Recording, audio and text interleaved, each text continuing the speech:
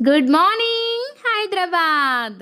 హైదరాబాద్ వచ్చేసాం. శ్రీకాకుళం నుండి హైదరాబాద్ అయితే 10 మెంబర్స్ వచ్చాం. ప్రధానం అని చెప్పాను కదా! ప్రధానం అసలు అనరు. బొట్టు పెట్టడం అంటారు.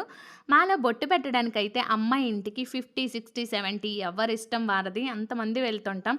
కానీ అంత దూరం ఇంతమంది కష్టం కదా అని చెప్పి మేమైతే ఇక్కడ 10 మెంబర్స్ హైదరాబాద్‌లో ఉండే రిలేటివ్స్ 10 మెంబర్స్, 20 మెంబర్స్ అయితే అమ్మాయికి బొట్టు పెట్టడానికైతే వెళ్తున్నామనమాట. ఫస్ట్ అయితే మా అత్త వాళ్ళ అమ్మాయి వాళ్ళ ఇంటికెళ్ళామనమాట. మేము వెళ్ళేసరికైతే బ్రేక్‌ఫాస్ట్ రెడీగా ఉంది. చకచకా బ్రేక్‌ఫాస్ట్ చేసేసి ఫ్రెష్ అయిపోయి లంచ్ కూడా ప్రిపేర్ అయిపోయింది.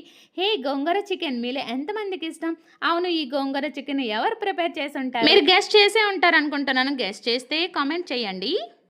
థ్యాంక్ యూ స్వాతి, చాలా బాగా రిసీవ్ చేసుకున్నాం. నెక్స్ట్ అయితే లంచ్ అయిపోయాక మియాపూర్ అయితే స్టార్ట్ అయిపోయాం. మియాపూర్లో ఉండే రిలేటివ్ ఇంటికి. ఇక్కడ నిత్య చూడండి, అందరూ నిత్యకి హాయ్ చెప్పండి. నిత్య అయితే దియా రెడీ చేస్తుంది దివాళీ కోసం. వాళ్ళ ఇల్లు అయితే నాకు తెగ నచ్చేసింది. ఈ బాల్కనీ నుండి చూస్తే ఆ వ్యూ అయితే ఇంకా బాగుంది. బాల్కనీలో ఉండే చిన్న చిన్న మొక్కలు అయితే ఇంకా ఇంకా బాగున్నాయి. ఈ రోజా కోసమే రెడ్ రోజ్ పూసింది అనుకుంటాను. ఒకే ఒక్కటి ఉంది.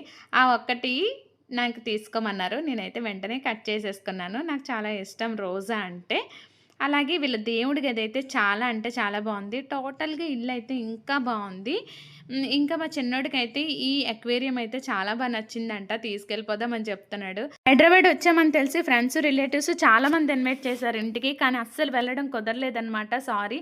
ఎందుకంటే మేము వచ్చిందే 2 డేస్. ఆ రోజు అన్నీ తిరిగేసరికి పెళ్ళికూతురు ఇంటికెళ్ళేసరికి నైట్ అయిపోయింది. వాళ్ళైతే మా కోసం రూమ్స్ అయితే బుక్ చేశారు. అక్కడే భోంచేసి రూమ్‌లో ఉండిపోయాం. నెక్స్ట్ డే బొట్టు పెట్టే కార్యక్రమం ఉంది 10 గంటలకి. రేపైతే మిగిలిన షాట్ అయితే పెడతాను. Thank you so much. Subscribe చేసుకోండి.